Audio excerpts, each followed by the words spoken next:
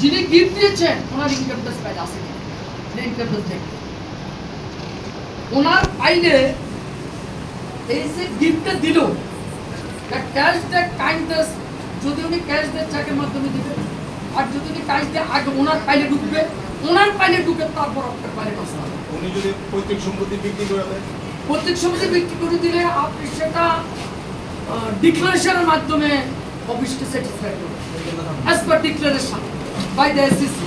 ঠিক আছে, পৈতৃক সম্পত্তি বিক্রি করে দিতেই পারে, ফাইল নাও থাকতে পারে। এখন আমি আপনাদেরকে বলি আপনার আগে সম্পদ আছে, টোটাল পরিসম্পদ আছে আপনার 2 কোটি টাকা। যেদিন এটা 4 কোটি টাকার উপরে টোটাল সাবরস্তম সম্পত্তি হয়ে যাবে সেদিন আপনাকে সম্পদ কর দিতে হবে। অর্থাৎ 4 কোটি টাকা পর্যন্ত আপনার কোনো সম্পদ কর লাগবে না। সারচার্জ যেটাকে বলে। আমি এখন যা কথা বলছি by the permission of the president, উনি যে নোটগুলো দিয়েছেন এর বাইরে আমি কোনো কথা বলবো না। এই 10% সারচার্জের লগে আরেকটা বিপদ আছে, এটা যত স্ল্যাব বাড়ছে তত বাড়ছে 10%, 15%, 20% বাড়তেই আছে। আপাতত 4 কোটি টাকার উপরে গেলেই আপনাকে টোটাল ট্যাক্সের 10% দিতে হবে। কত পর্যন্ত? 10 কোটি পর্যন্ত total payable tax. Total payable ট্যাক্সের 10% দিতে হবে সম্পদ 4 থেকে 10 কোটি টাকার মধ্যে যখন রানিং করবে। বুঝেছেন সবাই বিষয়টা? এখন একটা কঠিন আইন করেছে, আমি আমার সম্মানিত সভাপতির দৃষ্টি আকর্ষণ করে বাংলাদেশ বিটিএল এর আইনজীবী ফোরামে উনি কথাটা বলবেন, যার 2টা গাড়ি আছে অথবা 8000 বর্গ ফুটের বাড়ি আছে। মাননীয় সেক্রেটারি সাহেব কথাগুলো আপনি কালকে বলেছেন বলার জন্য তাই স্মরণে রেখেছি বলছি, এটা একটা তুকলুকি আইন।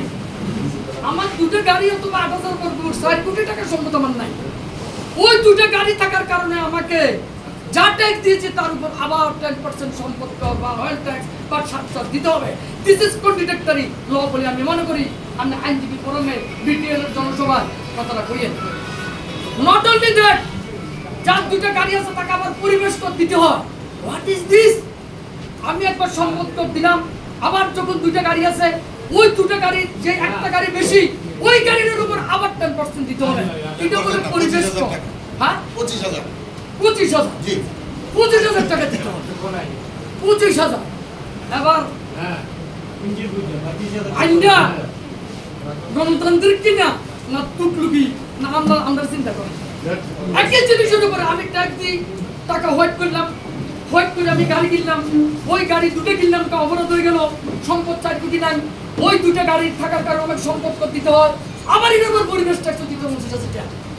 যার সরকার আইন করে আমরা ভুক্তভোগী হই, আর যারা আইন কারোর ভাই না, দুঃখ হইল সেখানে। যাক, আরেকটা কথা বলি, মাননীয় সভাপতি সাহেব, সেক্রেটারি সাহেব, আমি কিন্তু ট্যাক্স দিয়ে আমি 50 লাখ টাকা করেছি, বা গিফট নিয়ে বা যেভাবে নিয়ে বা লোন নিয়েও আমি আমার একটা বিল্ডিং করেছি। বিল্ডিংটা 8000 বর্গ ফুট হইয়া আরো 1000 বর্গ ফুট বাড়ি 9000 বর্গ ফুট হয়েছে। ওই ক্ষেত্রেও আপনাকে সম্পদ দিতে হবে। আমার কোজন সম্পদ নিয়ে আলোচনা করতাম, এটা বিশাল ব্যাপার।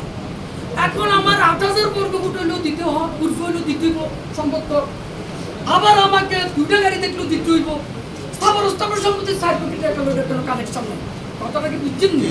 তো আমি তো ট্যাক্স দিয়ে আমার 50 লক্ষ টাকা হোয়াইট করে বাড়িটা করলাম, তো প্রতি বছর সম্পদ দিতে হচ্ছে ট্যাক্সের উপর ট্যাক্স, আবার ট্যাক্স প্রতি বছর, এভরি ইয়ার।